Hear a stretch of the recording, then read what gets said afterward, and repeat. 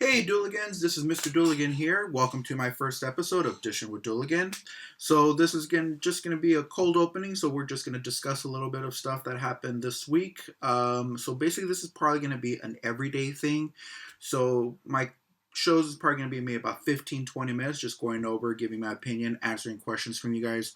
So let's start off with Monday. It was really quick. It wasn't really that much going on Monday. Claire opening up with the week with her playing the guitar, and we have Theo and Ciara. Theo asking Ciara to the prom, which was really, really cute. I mean, I'm just in love with the Theo character. He is just so adorable, so sweet, so loving. It's like, I don't ever want him to go bad. He is just the best character on Days right now. And it was just really sweet how he was asking Ciara to the prom and how giddy he was. And he was just so happy that she said yes. And then here comes Papa Carver coming over to pop his bubble, just being the bubble popper that he is. And, just let Theo have his day. I mean, he's just so happy. And then Papa Carver tries to play the autism card, and it's just like, that's not cool. I mean, leave Theo alone, let him have what his day and go out to the prom with Ciara. I mean, he's been wanting this for a long time. And then we go to Belle and Sean, where Belle finally serves up the divorce papers to Sean. And it's, I don't know how I'm feeling about this. I mean, we all want Belle and Sean to be together. I mean, they're just the couple that is, as close to Bo and Hope as we can get. But unfortunately, she's running off with Philip right now and has this little undefined relationship with Philip. I don't know what that can be. Maybe she's trying to play both guys. We don't know. But, Belle has been known to string guys along. So maybe she has an ulterior motive. We don't know. And speaking about Sean and Lonnie, the little whore cop that she is, I mean, what? Come on, Lonnie. I mean, you want to have sex in the office? I mean, we all know you're wearing your fuck me boots on that day, and you have your legs spread out on, one heel over here on the chair and one heel on the desk. I mean, come on, man. Lonnie, chill out. Take a chill pill. Have a glass of wine. Watch a little Showtime, and you'll be fine. And then we go to Rafe, um, oogling over Hope. And okay, so I know I've been reading tweets and everybody online that nobody likes this whole Hope and Rafe thing. Um, I kind of agree with that. I mean, we all want Hope and Bo to be together, obviously, but we got to give Rafe, give the guy a shot. I mean, he's kind of like the White Knight of Salem, and he wants love. I mean, come on. He tried to look for it with Sammy, didn't work. He tried to look for other people, didn't work. I mean, he's just a lonely guy in Salem trying to look for love. And who else are we going to try to pair him up with? I mean, we're not going to try to pair him up with Jennifer, no, because Jennifer's going on with Eric. But who also is in Salem? I mean, we can't pair him up with Kayla because, well, we'll get to Kayla in a little while. So I mean, we can understand. I mean, they're both partners. They're working together. That's how Hope fell in love with Bo, and that's how Bo fell in love with Billy. And so we can kind of see that going on.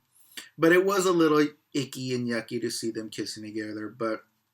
And maybe that's why Hope got cooties on Monday, getting all sick and calling out from work, where she got the call from Andre giving her, threatening her over the phone. So that was fun to see him back. So let's move on to Tuesday with Abby and Marlena talking about her PTSD. And I'm glad. I mean, when I first saw this, I was like, yay, they're going to kind of hint towards Laura going crazy and her PTSD moments. And so, because that's exactly what I was thinking when I was watching Abby go through this. I was like, Laura, they're going to bring Laura's character or her personality into Abby, try to tie in that whole family thing. And so I thought that was pretty good. So let's see where that storyline goes to. And it made me think it's like Abby's living in the Demir mansion. It's like, so everybody, I mean, not everybody, but all the women who live in the Demir mansion eventually go crazy. I mean, come on now. I mean, we have Anna going crazy. We have Sammy going crazy. We have, Who else do we have going crazy? We have Kristen going crazy. Now we have Abby going crazy. We have Kate going crazy. I mean, Laura. I mean, all these women who've been in the Dimmer Mansion eventually go crazy. So we can't really. I mean, there's probably like this curse in the Mirror Mansion that all women who enter these doors go crazy. Um, and so they had this little session, and which was nice and sweet and all. I mean, she was trying to comfort Abby and let her know, what she's going through. And Abby wasn't pulling no punches. She's like, I wanted this guy dead. I lit the match. I mean, I put the gas, tied him up, lit the gasoline, let them pour the gasoline, lit the match, and I, basically wanted the a-hole to die. And Marlena's face was classic. She was just like, "Oh my god, This is not cool." Um, and so as the session ended with with whatchamacallit walking in, I was like, isn't this supposed to be like a closed session? Like, Chad's not supposed to be listening to all of this. They should probably be in like a little bit more private setting, but I guess not. So, and then the next thing that really kind of confused me with Marlena talking to Chad about everything that she talked about with Abby with. I mean, isn't there like a patient doctor confidentiality thing going on here? But I guess that doesn't happen in Salem. So Marlena spills the beans to Chad, and of course they're talking, and Abby overhears them about Laura and being locked up, and she needs more help and stuff like that. So I would have freaked out if I heard I was going to be locked up. So that's that. And another cute little moment was Maggie and Nicole at the hospital. They're kind of bonding, Maggie, reaching out to Nicole and, opening up to her because, Nicole doesn't judge anybody in that sense. So it kind of gives this whole comfort thing to Maggie. And then we cut to the Victor and Helena flashback. So we get to see a little bit more about what's going on there. A little bit more of that scene with Victor and her arguing. And then apparently she slept with Deimos. So she was the one that was, being a little hussy and sleeping around. And obviously we can't, falter Victor for getting upset at that. I mean, come on. I mean, that's his girlfriend, or maybe it was his fiance. We don't know. Sleeping with his brother. And so, she trips and falls and bumps her head and dies. And then in comes Deimos, well, actually, Victor runs away, and then in comes Deimos, and then finds her there. And then, of course, conveniently, Victor comes with all the cops and accuses Deimos of killing Helena. And that's the whole story of why we haven't heard of Deimos for 30 years. I mean, it's a good story. I mean, we do know that there's other DeMiro brothers out there. Because I don't know exactly the number of how many DeMiro siblings are out there, but maybe that's what the Kiriakis do. Maybe there's a whole slew of siblings out there that we don't know about. I mean, it was a little bothering that, all of a sudden Damus pops up and we've never heard of him ever. But, that's what the writers want to go with. So we'll just see where that goes.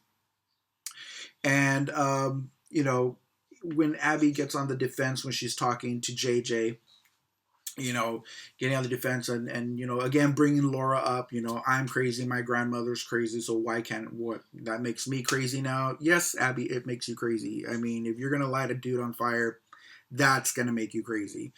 And then we cut to Kate and Philip in Horton Square, where Philip is trying to tell Kate, I don't want you to get in the crossfire, and if you don't come with me, I'm just gonna, disown you. Oh, whoopee, like Kate hasn't heard this before. I mean, like she mentioned, all of her kids have abandoned her one time or another. Billy, Austin, Lucas, who like denounced her name and went to being Horton now. So, and Philip has done this countless times. So, and like she said, they always going to come back. So she's not worried about that because they always come back home to mom. So, and the funniest part, and this is going to be, I know I mentioned that I was going to do an FTW and WTF. So this is going to be where my FTW is, which means for the win. It's going to go to Kate. I mean, for her slamming Philip by telling him, how many times are you going to go to bottomofthebarrel.com? I mean, I was laughing when I heard that. I could not. I had to rewind it and play it a few times. I want to see maybe if that website actually exists now. That's so hilarious. And then, we cut to Justin and Deimos, and Justin goes to Deimos, the Kyriakis mansion, and threatens him with a lawsuit. And the one thing, when this whole conversation was going through, I was looking through, I was like, hey, why do they look the same age? I mean, doesn't Deimos supposed to be, yes, we understand it's Victor's younger brother, but, they kind of look too much the same age, but, we'll just move past that. And then we have Chad going to Jennifer, letting her know what's going to happen to Abby. And then Jennifer gets on the defense, again, bringing up Laura, which is great. Maybe this is a good little piece for Laura to come back. Who knows? Maybe she'll counsel Abby and, give her some tips and tricks of the trade of being crazy. So we cut to Abby escaping. So Abby runs away now. She's with the baby. And she hides out in this mysterious hotel room, hiding from everybody. What is she going to do now? We don't know. And then we hear about this Trojan horse that's going to be playing into the storyline. And who is this Trojan horse? Cut to Nicole. After they mentioned that, because Nicole would be the perfect Trojan horse to get into, to slip into Deimos and destroy him from the inside. And then the last scene from yesterday was Teresa spilling the beans, or about to spill the beans, to Maggie. So that was fun. And then we cut to today. And what happened today? We have a scene with Joey and Jade. We finally find out what Jade's mom's name is, Doris. So where does that go? And about, here's a little side note with Jade. I mean, we don't really know what's going on with Jade. But, everybody has their theories of who she is. Some people say that Jade could be the love child of Ava and Patch. Other people have other theories. I mean, my personal theory is that she is tied with Ava, yes, but she's probably tied with the mob. So now that Ava was killed, maybe she's infiltrating, the Bradys and saying, kind of going to do the Trojan horse thing also. She's going to come in, destroy them from the inside, so she's kind of like a mole, and trying to get as much information for the mob as she can. So she has to be the daughter of somebody, or maybe like a rival, mob family. I don't know. But that's my theory. And so then we cut to Patch and Kayla. Patch is leaving Kayla now, and I tweeted about this. They get into this whole little scuffle because Patch wants to take a picture off the mantle, and Kayla flips out and she's like, no, that's my picture. I chose that one. And Patch is like, you have a lot of pictures. And she's like, no, but that's a special picture. That's with the three of us, and JJ loves that picture. I mean, Kayla, really? The three of us? I mean, what happened to Stephanie? I mean, where's the four of you? I mean, did she just suddenly erased? And actually, I don't see any pictures of Stephanie in their house. I mean, so I don't know. That was kind of funny. And then the argument keeps on going on about how he wants the picture and she doesn't want to give it to him. And then all this time I'm thinking, I'm like, people. Are we living in the 90s now? I mean, there's digital media now. I mean, send them a picture via email. Or come on, Steve, pull out your phone and take a picture. I mean, hello? Just take a picture with your phone. Well, click. You're done. That's it. End of argument. Take a picture of Kayla. Take a picture of all over the house. Take a picture of Joey when he walks in the door. Be happy. There you go. I mean, you can take a billion pictures. Take some selfies. So that is my WTF of the week up until now. I mean, that was like, what the F? I mean, this is just a senseless argument. I mean, it was so silly. I wanted to fast forward, but I don't fast forward through the episodes. I watch every single episode. I watch every single minute. And so that's that was just ridiculous and funny. So then we cut to Maggie and Teresa, and Teresa finally spills the beans to Maggie, and Maggie kind of gets really upset because everybody's been keeping the secret from her and she doesn't know. So now she wants Teresa to wheel her butt all the way to Victor's room so she can confront Victor about what she's just found out. And then in the meantime, while this is happening, Nicole and Victor are having a conversation. Sorry, my cat is just getting in my way. So Nicole and Victor are talking now, and he's telling her his plan about wanting to do this Trojan horse thing. And she's like, well, what's in it for me? This is between you guys. And of course he plays the Maggie card and he's like, you like Maggie, blah, blah, blah. So Nicole's like, all right, I'll think about it. And then we'll see how this goes. So that's going to be interesting because we're going to kind of see not original Nicole, but the old Nicole, where she's scheming and trying to get what she wants, and so that's always fun to see her that. And it's kind of sad a little bit because Nicole's trying to be good now. I mean, she's always trying to be good, but then all of a sudden something pulls her right back in, and has to be her little deceiving, manipulative self. But that comes naturally to Nicole, so she can do it. I mean, she's got this in the bag. So, and then we cut to Summer and Brady at the hospital, and then they're talking, and Brady wants to pull her aside and talk to her about what's going on. And they start talking about Summer and her family, but not her family, but they're about Summer's past. And I don't know. I mean, maybe you guys can help me. I mean, maybe I missed this, but do we know who Summer's father is? I mean, has that even been mentioned or brought up? I can't remember. If it is, who could it be? So we don't, I mean, I don't know that. Maybe you guys know that. Maybe you can let me know. So then we have, Maggie going to Victor, and then Victor just, basically spills the beans and lets Maggie know everything about, Deimos poisoning her with her pills. And, we got to see a little evil side come out of Maggie. She was speaking revenge, and I'm just like, okay, Maggie, this is a side, we haven't seen in a long time. So that was kind of nice to see. So I guess Deimos bringing out the bad side of everybody, which is good. Makes the story not a little bit more interesting, not as dull. And then, we cut to Patch and Joey. Patch saying goodbye to Joey and blah, blah, blah. Yes, yawn, yawn, yawn. Patch saying that he's giving Kayla time for her to miss him. I mean, okay, how many years were you gone? And then Kayla's now, anyways, Kayla's Kayla. I was thinking also back to Victor and Maggie. When Victor was talking to Maggie, and he kind of said something that if I hadn't fought with Helena, she wouldn't have died. I mean, was that just Victor admitting that he kindly falsely accused Deimos of killing her? I mean, and Maggie didn't catch that, but I did. I was like, it was something that he just not just admit that now? So I don't know if the writers thought about that or not, but it makes me think. I mean, if I was in the room, I'd be like, wait, what? So if you didn't argue with her, then she wouldn't have died? So where does Deimos come into all of this? So that's something to think about. Maybe that's going to come up later on.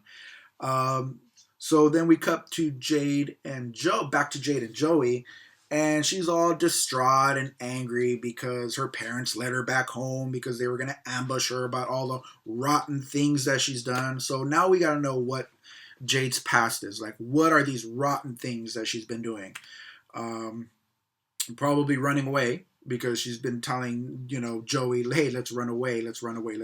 And then it ultimately comes down to, let's run away. So I don't know if that's a ploy to get him away from Patch and Kayla, because maybe they're going to kidnap him. The mob's going to kidnap him and hold him for ransom. That could be a story. But the funny thing was when she's like, what am I going to do? Turn 40? I mean, that made me laugh a lot, because it's like they're going to Sora's Jade. You know, I don't know if anybody knows or everybody knows what SORAS is, but that's soap opera rapid aging syndrome. So it's kind of like what they did with Claire Bear. That's what they did with Joey.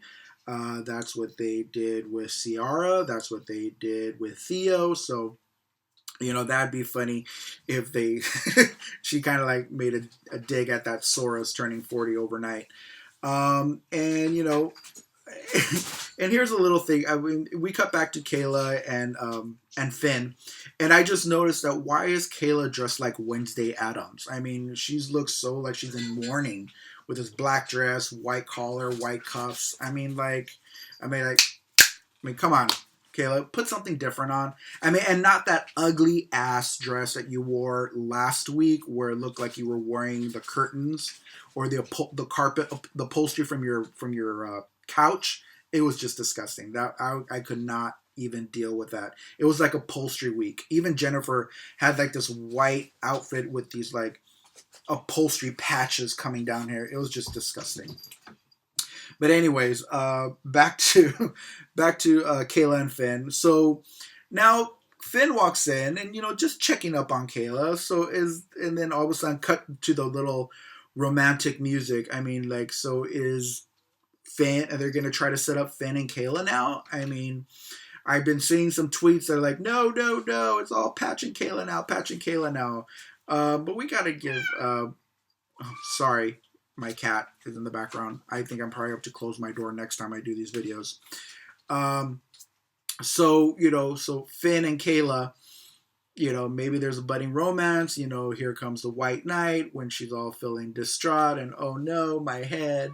And Finn's going to come and save her, and she's going to fall in love with him. And, you know, we'll see that while Patch is over there playing his harmonica in his new apartment. And to end the day today, we have Summer and Maggie making amends, which was a pretty sweet and tender moment. I mean, she returned the charm that she stole from her. You know, she finally let that go, and, you know, she traded up. You know, she traded her the charm, in for Maggie's, you know, love, and you know, they're gonna get back together and try to mend this whole thing. So it's gonna be interesting to see that, is like, what are Summer's true intentions of this whole relationship that's gonna go on. So that ended that. So that ended the episode. So, you know, tell me what you think. If you have any comments about the episodes, any questions about what's going on, I can answer them tomorrow. You can just post your comments down there, and don't forget to hit subscribe, you know, so you know when my posts are going to go up. Also, I'm thinking I'm going to maybe do this little live tweet thing, possibly, because I do tend to record these between 12 and 1. So maybe I'll throw out a tweet saying, hey, you guys, do you have any questions? You want me to answer live, not live, but while I'm recording. So I'll get those tweets on my phone and I'll answer them. Maybe we can do that. So yeah, let me know what you think. If you have any questions, comments, leave them down at the bottom. Give me a tweet at I was gonna say Dishin with DOOLigan. No, tweet me at Mr. DOOLigan. You can even do hashtag DWDQS, Dishin with DOOLigan questions. That's what it means. So let me know. It was great talking to you. I think this was a great first episode, and we had a special guest. We had Lucy, my cat. So maybe I'll close the door next time so she doesn't interrupt. So anyways, so thank you, and I'll see you tomorrow.